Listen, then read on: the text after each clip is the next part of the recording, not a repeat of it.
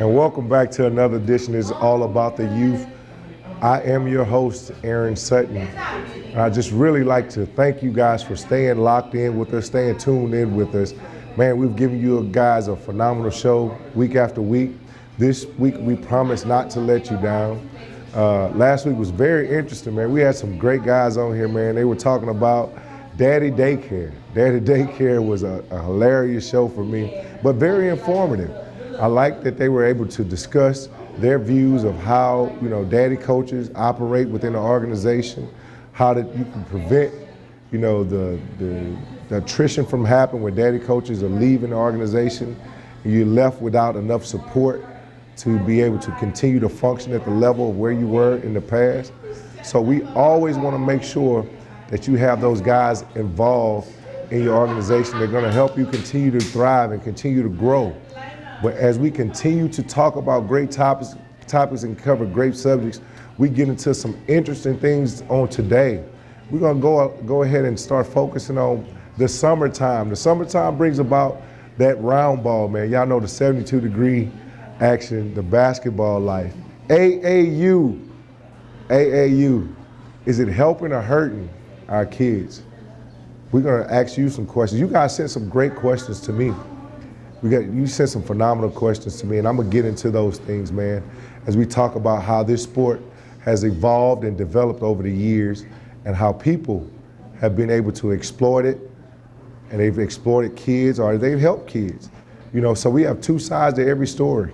I have some great guys that are going to be here, and they're going to keep it real with us, all the way real, as we keep it all about the youth today.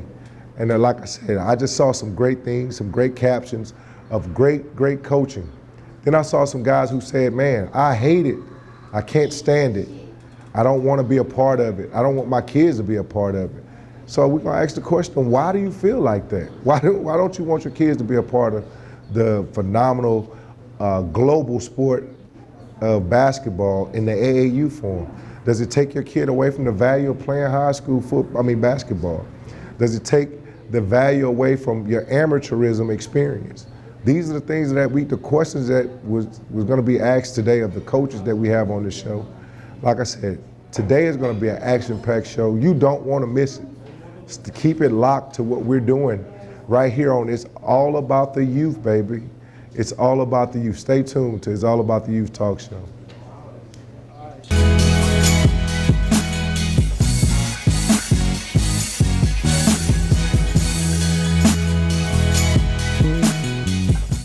Do you need to say great job, congratulations, or way to go? Crown Trophy on Sherwood Forest Boulevard in Baton Rouge has the trophy, plaque, acrylic, or crystal award you're looking for. Whether it's for your team, business, or church, come to Crown Trophy.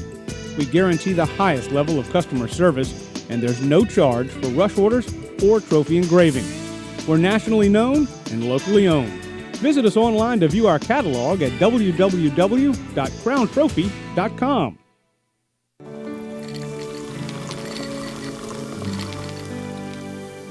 No one can stop me when I taste the feeling. Nothing could ever bring me down. Nothing could ever bring me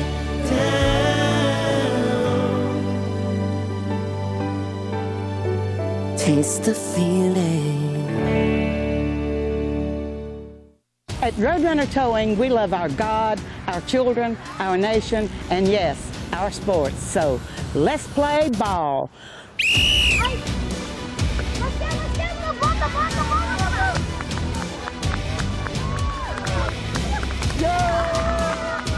Score big when you need a tow, either in East Baton Rouge or West Baton Rouge. Because at Roadrunner Towing, we don't want an arm and a leg. We just want your toes.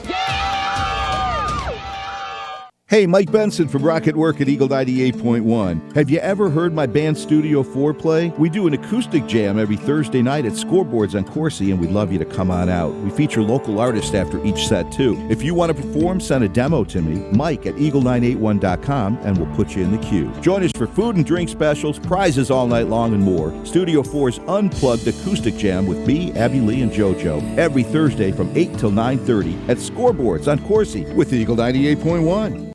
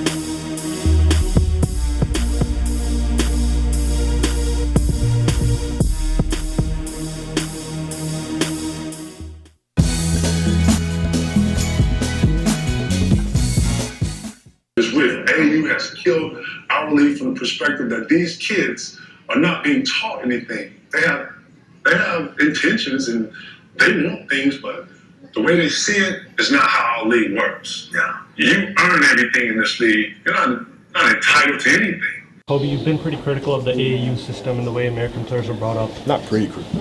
I'm extremely critical. I hate it. Because it doesn't teach our players how to play the right way. How to think the game, how to play in combinations of threes. And I think everything is it's a reward system. I think coaches who are teaching the game are getting rewarded one fashion or another. And it's just a showcase. Do you feel like it's absolutely horrible for the game? The young guys that are coming up, do you feel like the game is kind of stiff, whereas when your guys were more skilled? Yeah, but I think that was just by luck in the generation that I grew up in. You know what I mean? Because like my generation is when the AAU basketball really started becoming shit. You know, and I got lucky because I grew up in Europe. Right. And, everything there was still fundamental. So I learned all the basics. And I think we're doing a tremendous disservice to our young basketball players right now. And that's something that definitely needs to be fixed. And it's going to be one of the things that I definitely focus on. AAU basketball, I'm going to leave it at that. I hate it, I hate it, I hate it, I hate it. Because there's a lot of coaches that are exploiting these kids to try to get a payoff one day. You know, it's good in some sense, but a lot of these AAU coaches are in it for themselves. You know, I know for a fact from my son playing on the AAU team, my ex-wife kind of got mad at me because I cursed the coach out. Because he was just in it to try to make his son better, and his son pretty much was the worst guy on the team. So I hate AAU basketball. I think it exploits these kids. I wish they would just do something other, like play baseball or another sport, so their bodies won't get worn down. That's why you see so many of these kids get hurt so easily now, because they overwork. They're worn it. I'm sorry. I'll get off that horse. I'm gonna get off that soapbox. You know that guy. So we're back live on It's All About the Youth. I'm your host, Aaron Sutton. Man, we're locked in. Did you see that video for yourself? I promise you. That was like a wow factor when I first saw it the first time. So I kept watching it over and over again. Over and over and over again. Because I wanted to get it into my system, like, is this really what's happening with our sport? With that being said, I'm gonna turn it over to a couple guys that I have on the show today who I consider to be in Baton Rouge, the AAU guys. I have with me Elwin Williams of the Louisiana Razorbacks. Elwin Williams, Louisiana Razorbacks. Yes, sir. Okay, and I also have Todd Chapman, Razorbacks, Clipper Racers Barbershop. Clipper Racers Barbershop. Yeah. Which, hey man, it's interesting to see. So what do you do for a professional day in and day out? I'm a financial contractor. Financial contractor. Yeah. And you? Barber. You're a barber by trade. By trade. But after 5:30, 6 o'clock, it's all about AAU. It's all about AAU. It's all about it's a AAU. Full-time job. Full-time job. Full-time so job. Tell me, how many kids do you have normally you deal with? We average between 80 to 120 some kids. 80 to 120 some kids. So that, big picture wise, is there 80 or 80 to 100 something elite basketball players here? No, there's no way. There's no way. You have to develop that. So you know, one of the funniest things I hear kids say, yeah, I'm going to play AAU. So back in the day, we were watching these clips, right? We were watching these clips, and back in the day, as we get into the show, we'll talk a little bit more also, like getting in depth, like how did AAU evolve into where it is now? But back in the day, the game itself, AAU, the organization, the structure was for the elite kid to have a chance to be showcased around the country. So how did we get to where now you got 80 kids participating in it, and these are not the guru or the kids that are considered the next up? Well, it depends on where your morals are. Okay. With our organization, we believe in building kids from ages 3 years old to unsigned seniors. So you have to develop that talent. If you don't develop that talent, then you can't say elite kid. So you spend more time developing talent versus just, so you're not just, it's not just about the travel experience, it's not about the ranking and the winning, it's about development? It's about development. So because Kobe Bryant came in, and he just flat out said, man, the problem with the new NBA player is that he's not developed. It's a kid that's privileged. Right. It's a kid that's showing up and playing the game because he's a superior athlete. Now he's in a position to say, you know, I'm superior. I'm a superior athlete. I've traveled since I was 10, 11 years old. I've been ranked as one of the best in the country because I was just more of a superior athlete. Now I get to the NBA, they got to teach me how to post. They got to teach me how to do a lot of the fundamental basics that I should have learned when I was an adolescent athlete or amateur athlete. Right. Is that the case? Well, this is the thing. You have to start that base at a young age. If you start developing that kid at a young age, they should have all the fundamental tools by the time they reach middle school. Okay. That's when you start seeing people coming out. You have people that can come and actually look at these kids, evaluate these kids in camps and things of that nature. So we say evaluation of kids in camps. We talk about, you have a son that plays, right? Right. So tell me about the experience of coaching your son. Well, it's a hard process because you as a father with your son, you want him to be the best. Right. You push him to be better than the next. So you should have been here last week. I would have loved. See, you're honest about it. You want him to be the best. So do you have and I don't want to get into last week's show because last week is last week. But do you have a light switch that you turn off and on with your son? Are you coaching dad? I tell him when we playing basketball, I'm not your dad. Don't look at me as daddy. You know what I'm saying? Don't be like, when I get on you in basketball about stuff, I don't need you getting personal like I'm Robert Ory came up, he said he got mad, he got angry with the AAU coach that his son was playing on the team. He said he got angry because the coach made it about his son. Have you ever experienced that where a parent got angry with you and say, you know what, coach, you making this about your kid getting better? Oh yeah. So how do you handle that, coach? What do you do? Well, you have to sit back, man. You have to sit back and you have to look at the whole picture. Okay. You have to look at the whole picture and look at the parent, the father, and then you got to look at the child. You know what I'm saying? So if you got him trying to push him to be stronger than the next. Have you ever reflected and say, you know what, in that situation, I'm just honestly wrong. Yeah. I'm wrong. Yeah. You have to be able to be that man and say, I got to step back and let coach. That takes a big man. I tell you, to go into a situation where you can look at it and say, well, you know what, I did put my son before the team.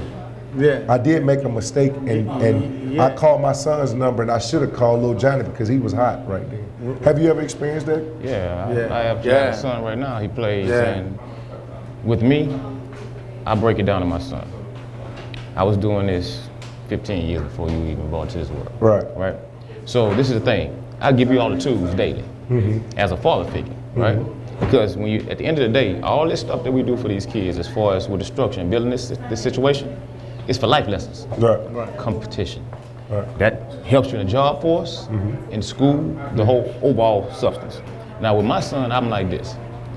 The work that you get with me on the off time, before we come to the gym, before I come to practice, you get this anyway.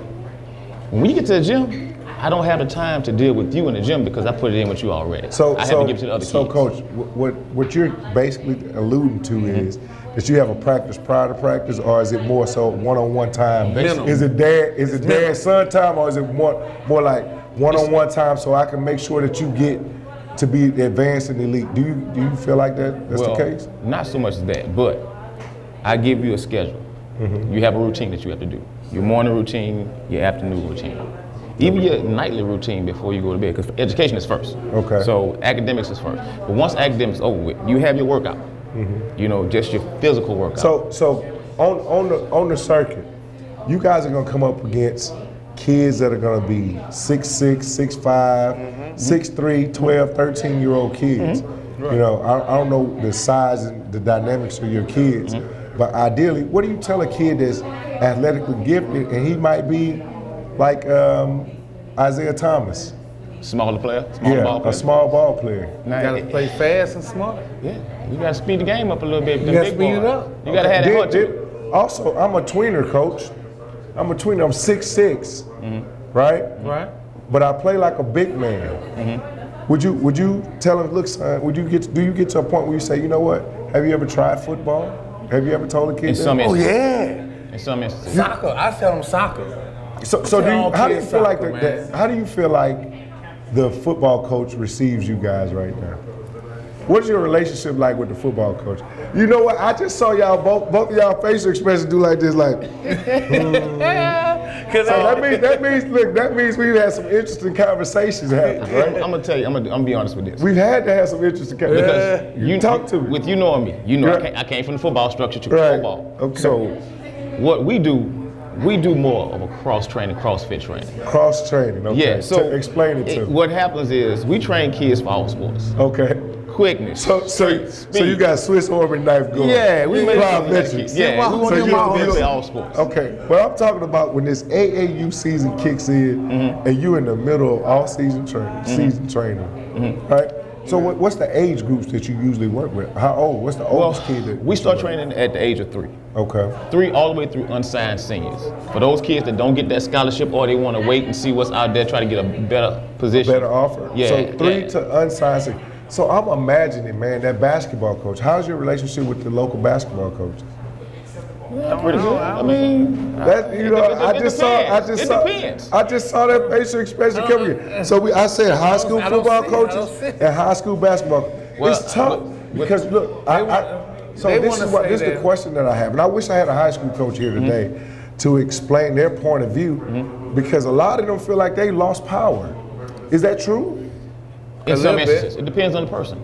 It depends on the coach.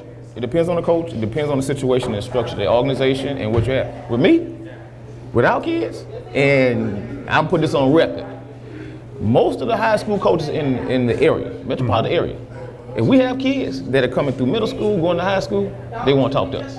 Because they know these kids are trained properly. They know that razorback toughness, that 94 feet, they gonna get in it and they gonna play basketball. Coach said that razorback toughness, 94 Nolan feet. Richardson, my eye. 94 feet. 94 feet. 94 feet. They're gonna be in shape and they're gonna be some tough, hard-nosed ball players. They're gonna have the fundamentals of the game and they're gonna know what to do. So question, do you think every AAU team in the area operates under that same mindset? No. In all honesty, no. Is it lucrative to be in the AAU business? For your child. We volunteer. I'm just, when I look, I think it costs a lot of money to play AAU basketball. And it depends on the organization too, because you have some teams that have sponsorship. Right. We're gonna get into that though. Yeah. So we talk about exploitation. And when we come back, we're gonna get more into the exploitation part of this thing, man. Whether it's the coach exploiting the kids for the use of, hey, I want to get a job. It's the sneaker companies exploiting the kids to get their brand recognized. Right. We're going to get really into this, man, when we come back. But I like a lot of the point of views that you guys have expressed. Hey, man, we're here for the community. Right. We're here for everybody, right? But I saw that you guys said you didn't have that true relationship, like talking about it with that football coach or that basketball coach in some instances, right? Well, and that's Before you get into it, coach, keep it locked on It's All About the Youth. I'll be right back after this.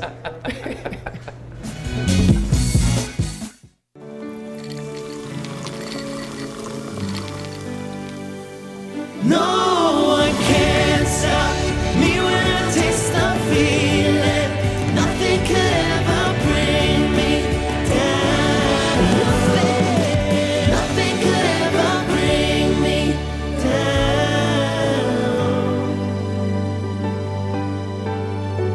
Taste the feeling. At Roadrunner Towing, we love our God, our children, our nation, and yes, our sports. So let's play ball.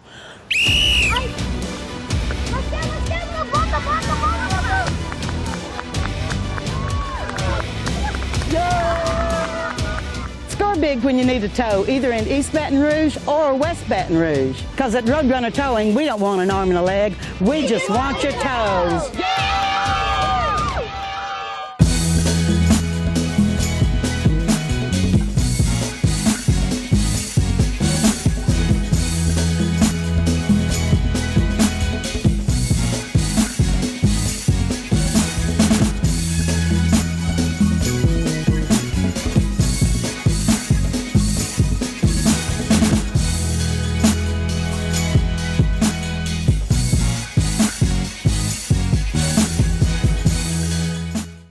Do you need to say great job, congratulations, or way to go? Crown Trophy on Sherwood Forest Boulevard in Baton Rouge has the trophy, plaque, acrylic, or crystal award you're looking for. Whether it's for your team, business, or church, come to Crown Trophy. We guarantee the highest level of customer service, and there's no charge for rush orders or trophy engraving. We're nationally known and locally owned. Visit us online to view our catalog at www.crowntrophy.com. Hey, Mike Benson from Rocket Work at Eagle 98.1. Have you ever heard my band Studio 4 play? We do an acoustic jam every Thursday night at Scoreboards on Coursey, and we'd love you to come on out. We feature local artists after each set, too. If you want to perform, send a demo to me, Mike at eagle981.com, and we'll put you in the queue. Join us for food and drink specials, prizes all night long, and more. Studio 4's Unplugged Acoustic Jam with me, Abby Lee, and JoJo every Thursday from 8 till 9:30 at Scoreboards on Coursey with Eagle 98.1.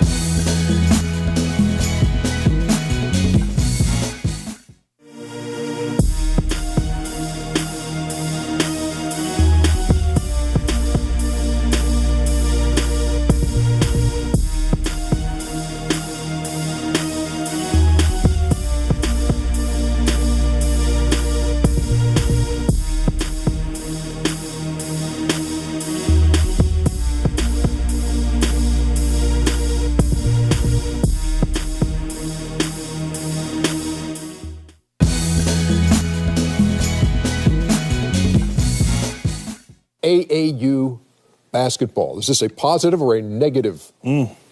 Well, for me today, I think it's gone to the negative versus when we were playing AAU. When you looked at the AAU coaches back 70s, 80s, it was normally a ex-police officer or fireman or someone was doing it on the side because they were really trying to help the kids. Where some of the AAU coaches today, I think, are looking for a handout, or they see 2 or 3 kids in their neighborhood and they say, hey, y'all come play with me. And they're not really teaching them structure. So now if my son's 18 years old and he's being recruited, I ask myself, who's more important? Is the AAU coach more important, or is his high school coach? And then during the season, is my son playing harder for my AAU coach or for my high school coach? And then when you watch them play, when they're playing AAU today, they just run up and down, no structure, and then when they get to their high school team, they're not playing well. Playing the game the right way. Yeah. And that's what's lost. Yep. And it's lost of guys giving back. It was free. Right. So I think right now is if we can all give back for free the knowledge that we got versus being something that you're making money off youth, which is totally dead wrong in my opinion. That's the thing. The thing that the difference is when we played, the people who were involved with us in AAU basketball, their hearts were pure. They wanted to just help the kids, teach the kids the right way. And back then, the high school coach a lot of times had the most influence, dealing with recruiting, all that kind of stuff. And you had people who were educators helping you along the way. Now, you don't have, not every situation has a Smitty or a James Forrest like you mentioned. Yep. And so you got guys who really don't have their best interests at heart, who really have the most influence. And they have their best interest at heart. Exactly. Right. But what I don't like either, and nowadays these AAU teams, you guaranteed to play a certain amount of games, regardless if you win or not. You can lose every game during that tournament, and you're guaranteed to play 6 games. And that's how they get you in there. And so to me, the emphasis is not on winning. It's on showcasing your own individual talent. And there's a lot of talent out there, and even, a lot of talent in the NBA, but not everybody necessarily knows how to win. I just think, that's a flawed part of the whole AAU model right now. What an interesting viewpoint that we heard from some of the legends of the game. Once again, we're back on It's All About the Youth, man. I listened to it, and once again, I'm in awe, man. I mean, I don't know how you guys view that, but to me, that was eye-opening to say, you know what, this is how guys who've been through the system, who've benefited from the game of basketball all the way up to the professional level, who've retired, who've considered to be Hall of Famers, who've won championships at every level. This is how they view the game right now. They feel like it's in the toilet because the kids that are coming out of the game are not fundamentally sound enough to compete when they first get there and say, hey, you know what, this guy was developed, he came up through the ranks, and he came through the AAU system, and now we have a guy who can contribute and make our league stronger and better. Do you guys agree with what they're saying? Is that the overall, culture, or do you feel like you do more of a justice to it?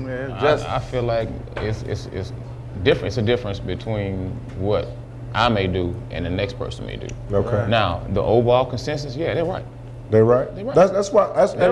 I'm speaking from a whole. You know, you guys travel the country with this. Do you see the product that's out there and you looking like, ooh, he's just a raw talent? That he's an athlete and he's just dunking the ball, or he hadn't developed a mid-range shot. He can't shoot free throws, but we're going to reward him with MVPs because he's ranked in the top 5. I mean, let's talk about exploitation here. Well, you know, the thing is, when you talk about ranking, your ranking comes from going to camps. Okay. You're the biggest kid in that age group, right? So you're gonna be the most dominant kid. They want to make sure everybody want to put hands on that particular kid. Right. So that goes back to this point, and it's going to be one of my favorite shows. Stay tuned because we're going to talk about undue influence. Undue influence. We're going to get into it a little bit today. Do you feel like you have an undue influence over a kid versus the high school coach that's working with this kid? He has it from 9th grade to 12th grade, whereas you've been in his life since he was 3. You said you started your organization at 3. So 3 to 17, this kid has been under your influence. So the high school coach, does he really have a value in this kid's life? Can he really give some input and say so versus what you're giving him? He does, because he's another cog in that kid's life. Okay. You know, that's another person that comes to that particular child's life. So what happens when he says, you know what, you're not a point guard, we're gonna train you as a small 3, but you've trained him as a point guard since he was a kid. Do you go against that coach's viewpoint? No, that kid should be able to make that adjustment. Okay. It should be, because if you're trained to be a point guard, that means you can handle the ball, you should be able to see the court, just different things. I'm just using different scenarios. But let me iterate. In the system that they supposed to know every position, really. Right. High insight, yeah. They supposed to know every. But where we are in today's time, well, let's go back to the old fundamentals of how basketball was developed. You developed a skill based on size and your IQ of ball. But you can't do that. Right now, the big is you got a center point, center guard, center point, whatever they call it. It's a positionless game. Right. So it's a positionless game. So now you learn every component of how to play the game. So the center has to be able to bring the ball up the court and shoot 3-pointers, right? With one team, you might be a point guard, but with another team, you might be the biggest player on the team, and you have to run that center. So you still have that transition. What they're getting at, Coach, are you guys still teaching the post game? Yes. Yeah. Are we teaching the mid-range shot? Are we getting caught up in what Golden State is doing that we jack up 33s a game? Do you when you're 10? Think about that. When you're 10, tell me something. A 10-year-old, do you encourage them? Oh man, we just gonna shoot the ball from the 3-point line. No, because it's a low percentage shot. That's right. When you have young kids, you want to teach them. High for me, percentage the shot. proper way is high percentage shot. Right. That means layup, extended jump shot. Okay. That's mid-range. Yeah. Right. Because most kids are not strong enough to consistently make that 3-point shot. Right. They see TV and they want to go off with they see TV, you have to break them out of wanting to shoot a 3-pointer. Okay. You know what I'm saying? So do you guys discourage shooting 3-pointers at the younger age? We don't. Because if you're open, you can take the shot. You can take a shot. But we want you to think. You know, like I say, when I go back to IQ basketball, we want you to step into your range. So I look at Elwin. Let's go back to development. Development of relationships. Like what's one of the biggest things you think will attribute to having a sound relationship with a high school coach as well as, you know, an AAU coach? What are some things that you could do, you think? Well, I look at it like this. Dealing with a child when you're starting at a younger age, you want to work hand in hand with that coach. You don't want to have an inner struggle to where the coach is saying, well, I want you to play summer league basketball. That AAU stuff ain't going to get you. No, you don't want to have that dissension in it. So coming back to that, summer league basketball, Coach. Summer league basketball, every school around here has a summer league where the team that's going to play high school together plays together during the summer, right? Yeah. So how do you combat saying, well, hey, we're going to travel and go? How do you tell a kid we're going to California this week, right? Well, how do you put a kid, a 15-year-old, in a situation where he has to choose between going to California or going to play at Glen Oaks in the gym with his teammates? This is the thing. You have to have an open dialogue with that particular coach too. That's why it's so important for that AAU coach to have a relationship with that coach. Right. Because most of the time anyway, with AAU, you have your schedule already planned. So this is the thing I go back to. In your organization, and not attacking your organization, you got 80 kids. You know, you got 80 kids that's participating. We've already discussed and agreed that Out of that 80, how many people do you think are true basketball players? Maybe about 60% of the kids. 60% of the kids, you feel like they have a potential to play basketball at the highest level? Not the highest level. Or the but next to level? go At least collegiate basketball. Okay. Collegiate basketball. So do you cut? No, don't cut. So you keep That's every why we kid? have so many kids. Okay. Yeah. Because the kids have to have something to do. And 60% coach is a high number, I think. So out of 80 kids, you feeling like, you somewhere around 50 of those? Yeah, 50 kids. Might go to college. What I do, this is what I do. So do you keep up with that, coach? Do you track that? Yes, we do. Because what we do is... Boys come back, really. Okay. They come back. Well, what we do, we promise parents, when you bring your child to us, we promise those parents that we're going to get those kids to a point to get into college. It may not be based on athletic ability. Well, academics. Okay. Academics obstacle, because with us, you have to keep it 3.5. That's starting out elementary school, you should have 4.0 anyway. Okay. But all the way through to be a part of our organization, we want you to keep that 3.5. 3.5 to be in the organization. To be in there. That's a high standard. That's definitely a high standard. But guess what, coach? It's all across the board. We never lost a kid like that. Okay. Because we stay involved in those kids. They do fall off because they can't keep the standard up. You know what I'm saying? So valuing this, coach. I mean, you have a son at home. You have a son at home. Valuing that eventually he's going to have to play school ball for a high school coach, right? Mm-hmm. So do you put it in the high school coach's hand to help your son get qualified to go and play collegiate ball? Do you think? I don't think that all high school coaches don't have a better. It depends on what system you're going with, because you can't say all high school. So are you selective of where your son is going to play? Yeah. Right now I'm just trying. He's in 7th grade. So you close? Yeah, he close. Close. That's a clutch time. So how do you make that decision? How do you make that decision? What do you value in a high school coach right now? I mean, share it with people. What are you going to do? I need you to understand the academics that he has to be. I mean, the schools are the schools. I mean, books are books. Right. I'm talking about what's going. You're not deciding it based on the school, are you? So what if it's a school? What if it's? I don't want him to go to a failing school. Okay, but I'm pretty sure. Yeah, a school that's not really good in the district. A school that's above standard. Right. Above our own task, our own standard is initially ideal. Right. But we also looking for a school that's what? Elite in what? Elite in basketball. Okay. And you're not hiding that. You're not going to hide that. Mm-hmm. So you want your son to be a part of an elite program. Right. What are some of the things that you value in an elite program in high school that you're going to say, you know what? This is why we want to participate. This is why we want to. The discipline that they install in the kids. The discipline as far as the game. The discipline as far as their work ethic, what they install in them in practice is work ethic, what they put in their head as far as what you have to do outside of practice. Or is it about when I walk in there and I see these trophies and I just... No, I don't like that. Does that mean that I don't like that because I always tell my son, you need to go to, if you with a team that's not progressing, you need to be that one to make the team be that. What if he says, Dad, I want to go play with my friends? Mm-hmm. What if he chooses to go say, Dad, I want to go play with my friends, and then go to a program that's lackluster, but you got a decent coach there? Well, I came from a team where my son wanted to stay with his friends, and it was with the program was lack of hustle to me. Mm-hmm. You know what I'm saying? So I moved him to Elwyn over here, where I've been knowing him all my life. You know what I'm saying? So you left an organization and moved with based on the fact that you... That I felt that the program that he was with was not the program to get him to the next level. Why was that? Because it just wasn't disciplined as far as they practice. You gotta be structured in your practice to me. You know what I'm saying? We're gonna bring you back on for our episode called They Stealing. I love that one. I would love that. Do AAU coaches get mad with each other and say y'all stealing the athletes? Let me tell you, I'm gonna be honest with you. Has that happened? Yes, it has. Yes. Oh man, it happens all the time. It happens all the time. And I'm gonna be honest with you. They get mad. Do y'all stop talking to each other? Y'all do I don't get mad about it because that's a parental decision. Okay. Now, if a kid doesn't have a parent at home that makes decisions for him and a coach comes in, they just going for the next best thing. So parents walking in the gym, I can only imagine. Yeah. Parents have been with the Razorbacks for years, right? Yeah.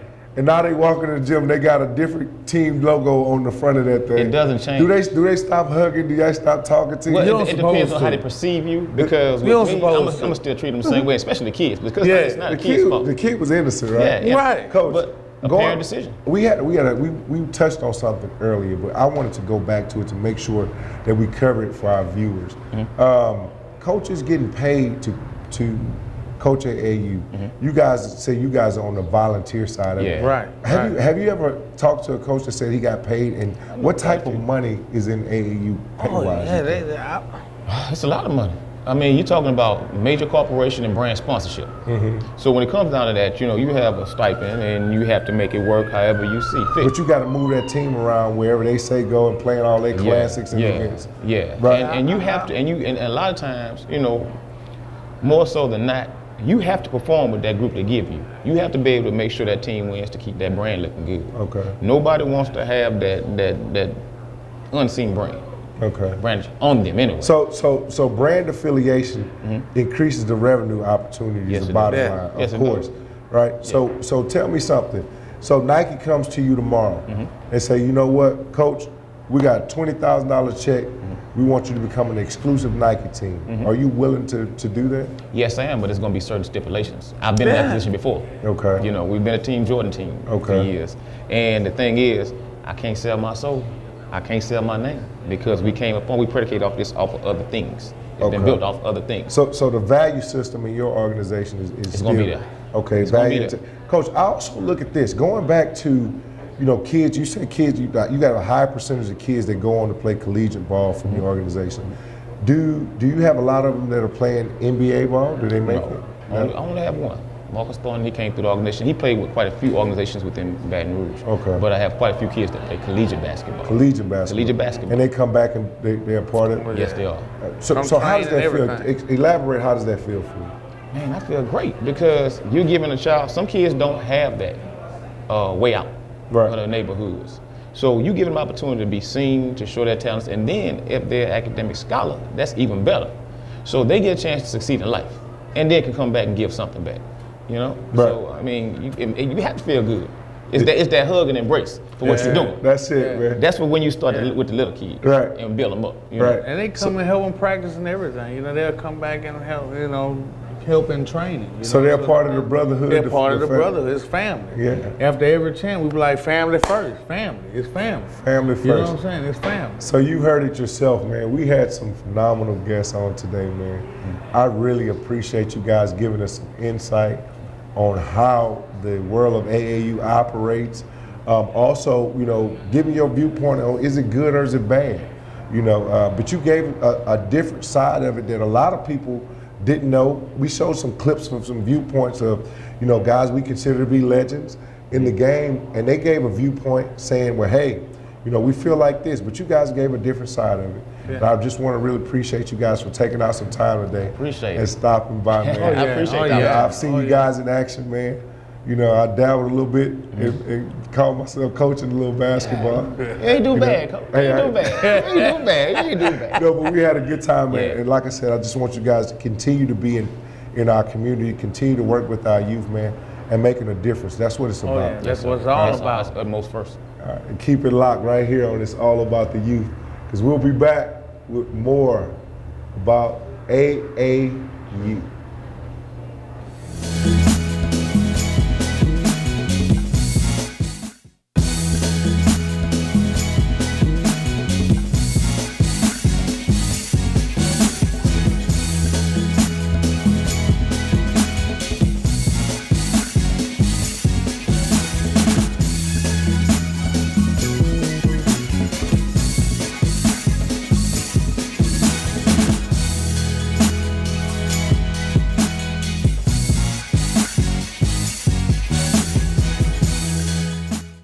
Do you need to say great job, congratulations, or way to go? Crown Trophy on Sherwood Forest Boulevard in Baton Rouge has the trophy, plaque, acrylic, or crystal award you're looking for. Whether it's for your team, business, or church, come to Crown Trophy. We guarantee the highest level of customer service, and there's no charge for rush orders or trophy engraving. We're nationally known and locally owned. Visit us online to view our catalog at www.crowntrophy.com.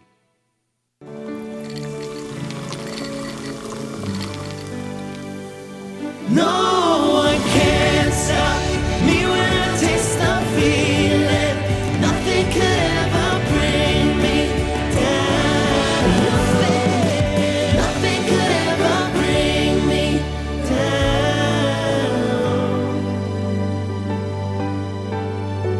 Taste the feeling. At Roadrunner Towing, we love our God, our children, our nation, and yes, our sports. So let's play ball.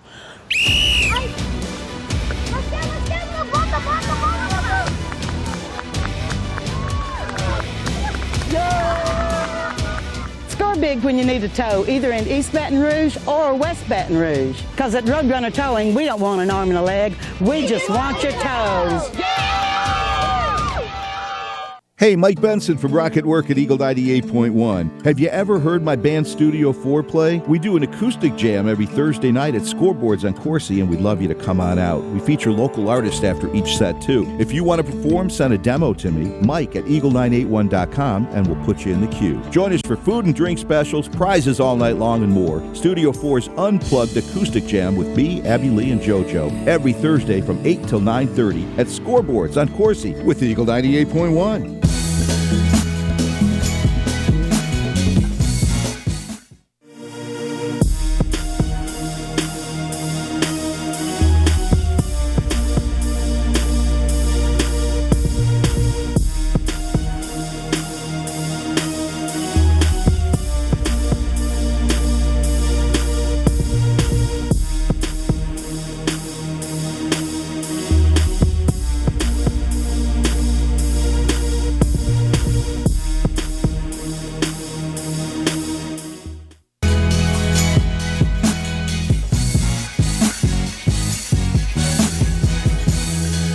Welcome back to It's All About the Youth, man. What a show today, bro. It was, man. Basketball. Basketball. I mean, I tell you, man, I'm like Robert. I hate it. I hate it. It's not foreign water because you about 7 feet taller than that. You know? But I'm glad you said that because that's what I explain to kids.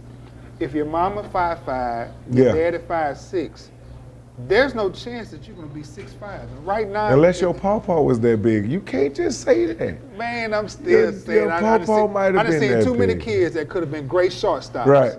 That went out there and tried to be back. That is true. Now they come out and play AAU basketball. Yeah. They average 2 points a game. Right. If they play in a game. Right. When they could have been playing another sport. So it takes away playing another sport, and that's the problem that I have with it because AAU basketball has actually taken over year round. So you're playing year-round basketball, and if you really want to be on that level that you're playing with the Razorbacks, you know, you're playing on that high level. You got to play it out. You got to spend the time. So now you have a 10-year-old kid who now he's just focusing on basketball, and he may not be that high school basketball player. Right. He's not. He might not be the guy. Yeah, because I'm telling you, I was like some of the NBA players that was talking about it. When those guys were saying where AAU used to be, because when I was coming up, man, we had one guy on our team. We won state championship. Now we had a state championship team, but only one guy played AAU basketball. He was good enough to play. Yeah, exactly. So he went to the Nike camps. He went to the Adidas camps. He was the one guy. The rest of the team, we played summer league basketball with our team. Now we became better to help him out. Yeah. And the crazy thing about it is, the guy, Bobby Fields, didn't play AAU basketball. He wasn't one of those elite players. He made it to the NBA before because his work ethic was different. All the way around. Because the summer league caused him to have to work harder because he wasn't pampered like he was on the AAU team. Like some of the AAU teams now, man, like Coach Williams said, 60% of his kids are elite players. So you got 40% of the kids that's just towing the registration fees. Right. It's a bad model, man. So those 40, once again, using that scenario, the 40%, like you said, they're carrying the cost. The cost for that super kid. Because it becomes expensive. Regardless, we move kids around. We know that. Yeah. You know, moving kids around can be very expensive. Parents think that $20 can get you from here. $20 gonna get you to the first gas station. Right.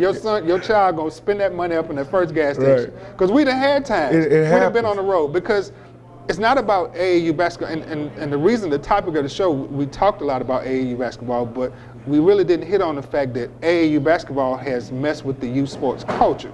Because now travel baseball takes the AAU model. Yes. 7-on-7 football. Takes it. And, I mean, when we did it, we had kids. We took 7-on-7 kids around the country, and it cost us. So, and we didn't get to really elaborate and go into detail with them as much as I would like to go about how coaches feel about the other sport coaches feel about exactly how AAU is as shattered. I'm ranting and raving because I'm an other sport coach as well. I'm a baseball guy.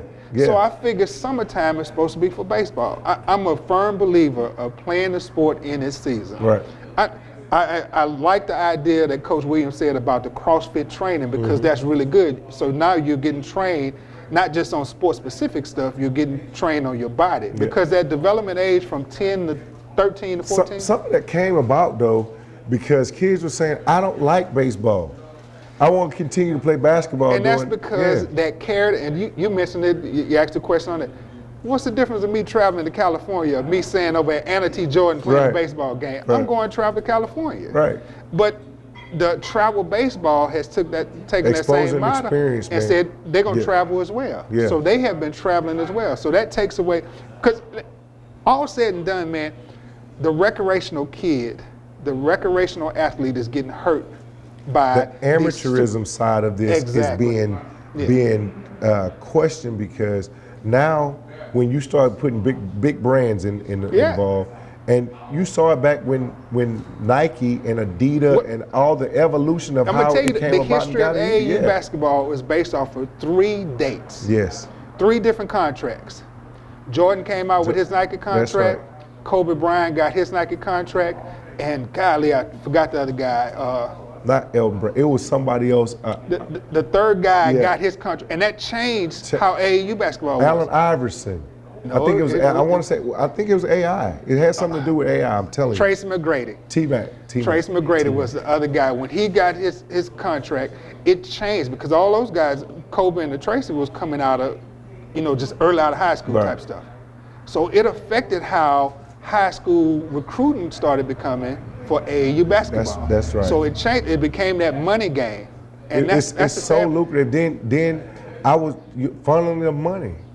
Money shelters was, I can come through the shoe side of it versus being on the, backdoor side of it. So now I'm legit. I'm legit with a kid, and he's endorsed by my product. Well, you see that because all of a sudden you saw colleges were Adidas schools, Nike schools, Reebok schools. You changed and you became brand specific. Unfortunately, we was a Via school. Oh, I know y'all never heard of Via. I heard of Vias.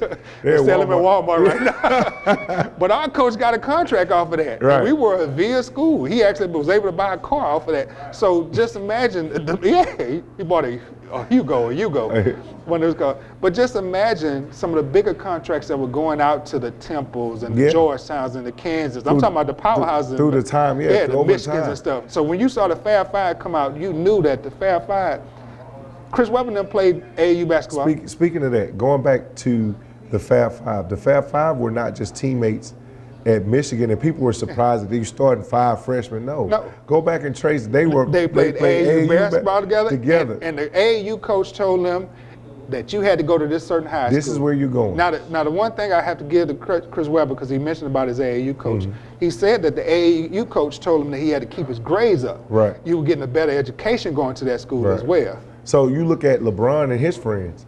For instance, they chose St. Mary because as a group, the dad ended up becoming the assistant coach, now the head coach of the school. And that's how a lot of it was being filtered down to it. And that's why I think the program has kind of went sideways on what everybody wants the opportunity to become the next coaches are living through kids. That guy. That guy. You attach yourself to that guy, and that guy gets a door open to you. So you saw football changes its rules. Now, if you hire that guy, he has to coach on the field. He has to actually get on the field and coach. It goes into you have a 2-year. It goes into one of our episodes that we're going to. Uncle Daddy coach, because a lot of those guys turn into Uncle Daddy coach where they come relationship in with the mom, and all that and stuff. funding everything. And mom can't afford to travel. She doesn't have the knowledge to know how to get from here to there, but he's done the research or he's built the relationship to get them from point A to point B. Yeah. It's interesting. It's a big picture, man. Undue influence, though, is a big one that we're going to definitely touch on. Because, I mean, these guys that was on here, man, it was a great program. Phenomenal. See, that's a good model. Yeah. I've seen their programs in it. The ugly side of it is some of the other programs the that are opportunists. out there. You know, those guys who wake up and say, you know what, this is how I have to pay my bills, so it'll be $200 for your son to come try out. And they're in their mind, because, you know, we deal with coaches. We've been dealing with coaches for 20 years. In their mind, they feel like they're doing the right thing because I volunteer myself. Because a lot of them start off as volunteers. But when they get registration money in their hand, they're like, well, I go pick the kid up all the time. I need to get me a new vehicle. So this now is that how registration money, justifying why they spend justifying taking, I mean, inflation of registration fees is amazing to me. it's outrageous. So I look at, you know. Now track was the first one. Yeah. Track back in the day, that first thing. There were 5 kids probably with that star runners who never paid fees, and then you had somebody who did the race walk, somebody who did that paid for the whole, that paid for those kids that star kid. So AAU kind of took that model. Those teams took that model. Travel baseball is taking that model. 7-on-7 is taking that model. Anybody that's going to the elite level, like Coach Jim was saying, you got 60% of the kids are actually athletic enough to go to that next level. 40% just want to play basketball. They just want to play. And they don't realize in a lot of situations, and again, hats off to the Razorbacks on their program, 40% of the kids in the other program are being exploited. That are pure. They're pure $300. They're $300 to $1,300, $1,500 registration fee is paying for that super kid that only comes to practice, who lives in a whole nother state, maybe. We touched on football. We touched on basketball. We talked about baseball, but we can't forget about that. We have volleyball programs too. Yeah. The club volleyball. Club volleyball is just the same model. It is the same model. You have a lot of young ladies who think that they have the potential to earn a scholarship opportunity based on just playing on their club team, and it's been proven that they are getting scholarships So what because is Title IX makes it equal for any girls' sports. It's wide open right now. So the watered down version that you get at school, or the lack of influence that the coach may have from the high school aspect, he or she can't trump the fact that the kid says, you know what, I don't have to play for you. You know from example, and I know you probably didn't remember this, but soccer is the same way. Yes. There's a girl that was at Southern Lab. Southern Lab didn't have a soccer team and got a scholarship off of soccer. Athlete, because she played on travel soccer. She was good. She was a good athlete. Soccer. Yeah. But she got a scholarship off of soccer, and never played any high school soccer because the school didn't have a soccer team. The program. So that's the thing that parents are seeing. I mean, even with the scandal with the parents paying to get the ACT scores and the SAT scores changed, parents are seeing opportunities out of this. They're seeing the chance for their child to be able to go to the college, go to the next level, go to an esteemed college, and hopefully go to that professional level side of it to be able to make more money. It's all about that side of it, and then I'm living through my kid. This is an opportunity for me to get my kid on the level. It becomes a social club. No, you're right. It becomes a social club. So just like dance parents, I mean, we can go on. Yeah, this model has been, and that's why I said it. The youth sports culture, not just youth sports basketball. We touched on basketball today, but this has affected the entire culture of how youth sports is being conducted. Because once, it's just like a business model. Once you see an effective business model, you put it in the box and somebody's going to take it and run with it. So they're not going to reinvent the wheel. They're going to see that this business model worked for basketball. I'm going to use it in soccer. I'm going to use it in track. I'm going to use it in football. Volleyball. just came along a little later. Yeah. You know, and now you're starting to see it to the level of kids are getting offered off 7-on-7 games. Yeah. You know, and Spandex Olympics. Spandex Olympics, man, is turned into, hey, I got a college opportunity. I don't even start for my high school team. Now, I'm going to tell you, that's a disservice for the defensive linemen, the offensive linemen. Yeah. Because they don't get the skill. They don't get that. They don't get that. Yeah. They don't get that chance to go. The skill positions are get now you're starting to see the big man camps. Big man camps. So they're coming to get them, but because you have a shortage, you have such a shortage, and I'm gonna share. I don't want to get too deep into football technical side of it, but after you have such a shortage in the skill talent of kids right now on the line side, because they're saying offensive linemen are coming to school and they've been in the zone systems where they just had to get in the way. Yeah. So we can play 7-on-7 on in tackle. Exactly. So they hadn't even been trying to block. Right.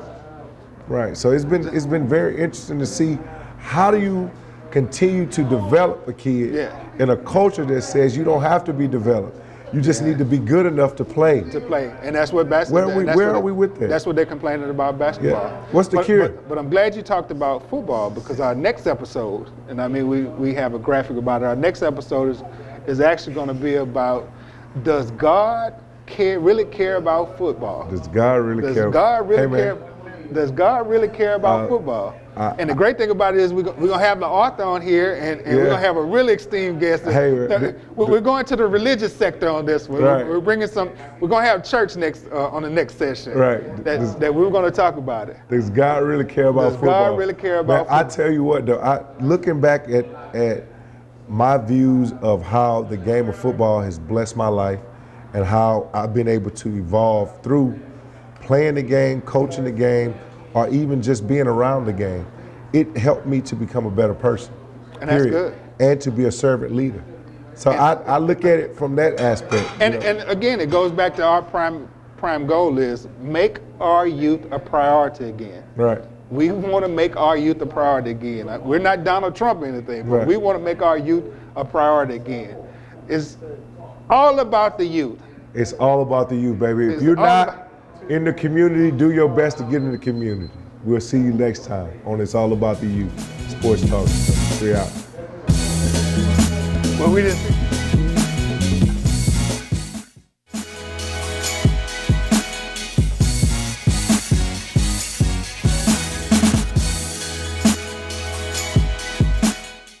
It's only entertainment. Not entertained. Are you not?